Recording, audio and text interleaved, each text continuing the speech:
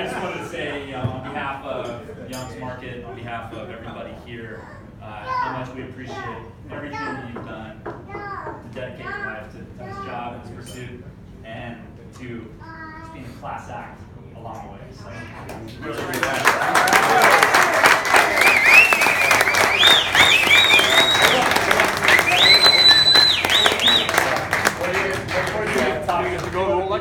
Well, there's one guy that's known you here a very long time. Yeah. Now comes the roast. Yeah, Mr. Kurt Mooney would like to say a few words. Who?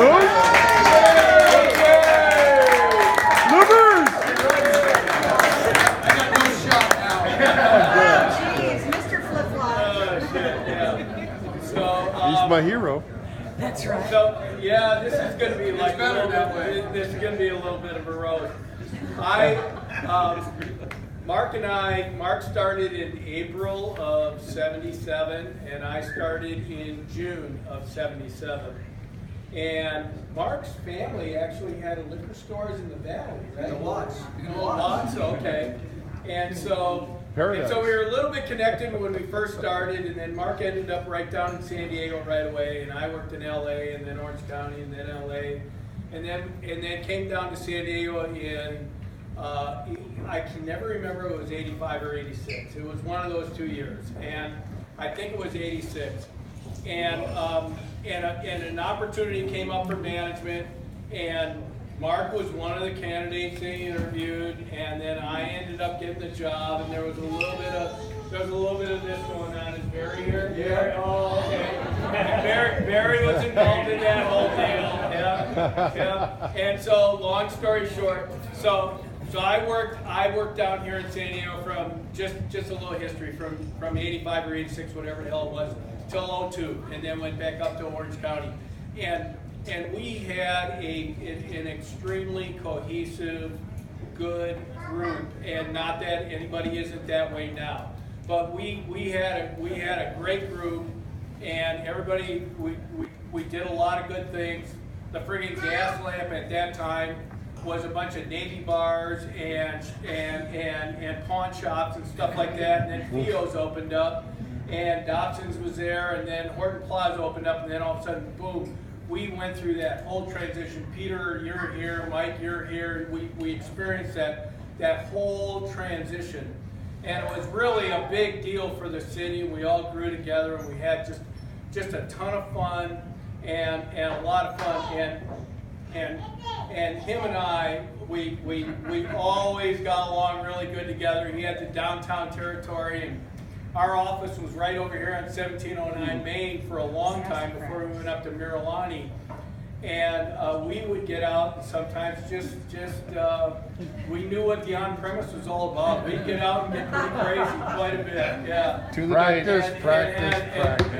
Am I right or am I wrong? Yeah. He hasn't missed a beat. We used to get out and get it out a lot, and just had a lot of fun. And my kids and Scott and Carrie are the same age, almost exactly the same age. So we all grew up together and everything. I'm not going to come up with any really kind of stupid stories or funny things or anything like that. I can't remember them. There were so many of them I wouldn't know where to start. There was one day. I'll say this Christmas Day we went out, and all of a sudden I think we were both having a bad day. He comes in the office. We were down at Main Street at the time, and I said, okay, screw it. Let's just get out and spread some Christmas cheer. And I think we left, and I think But you know where we started? With B Street? Or? No, the Imperial House. Imperial. Of course. And then we ended up at B Street, I think. We ended up at probably 6 or 7 different places. And by the time we got back to the office at 4:30 or 5:30 or whatever the hell time it was, we were basket cases. We were drinking cognac. We had a Martell cognac. Yeah, we're drinking this and we're drinking that. And I don't know how either one of us got home. He's living in Carmel Mountain where he did. I was living in Escondido. God knows how I got home. I got home at 7. The mother of my children said, Dad's got the flu, and it was 7 o'clock. No, I wasn't Jeff Avedizian.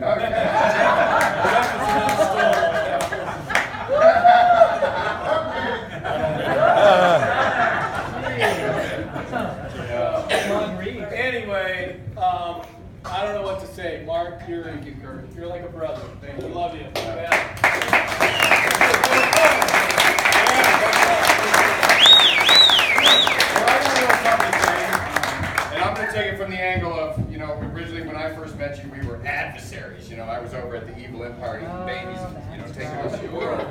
And then I get my big break. I take over this territory, and I'm kind of midtown. I get every gay and lesbian bar in town, and I'm right straight out of El Cajon. It's a And big they day. loved him.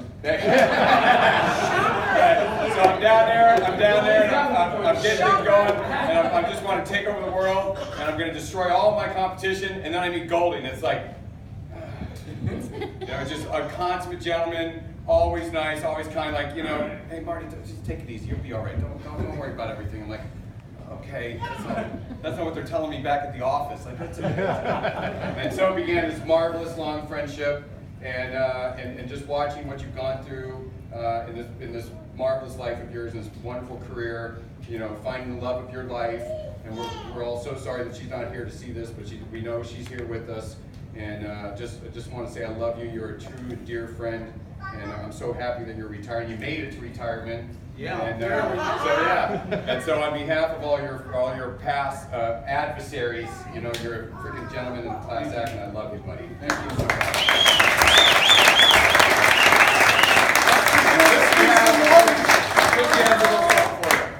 So, about 15 or 16 years ago, I met Mark at the MP.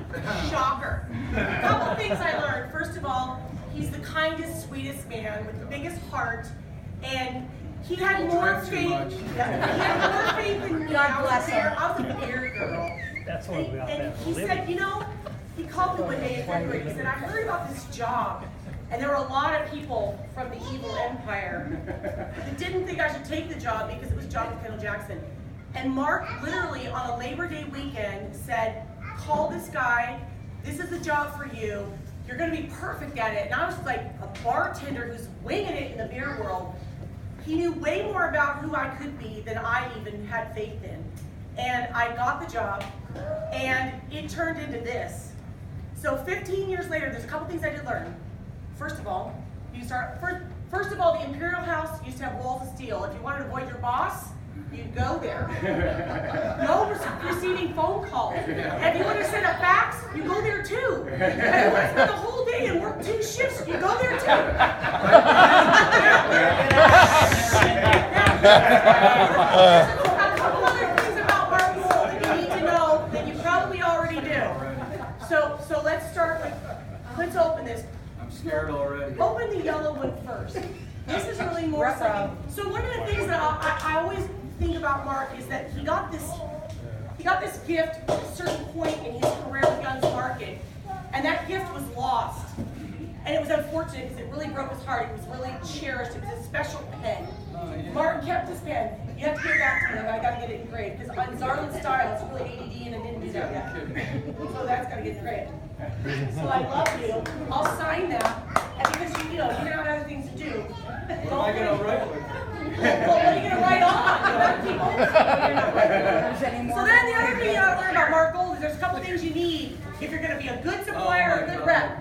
You need some cocktail napkins and a good pen. That's it.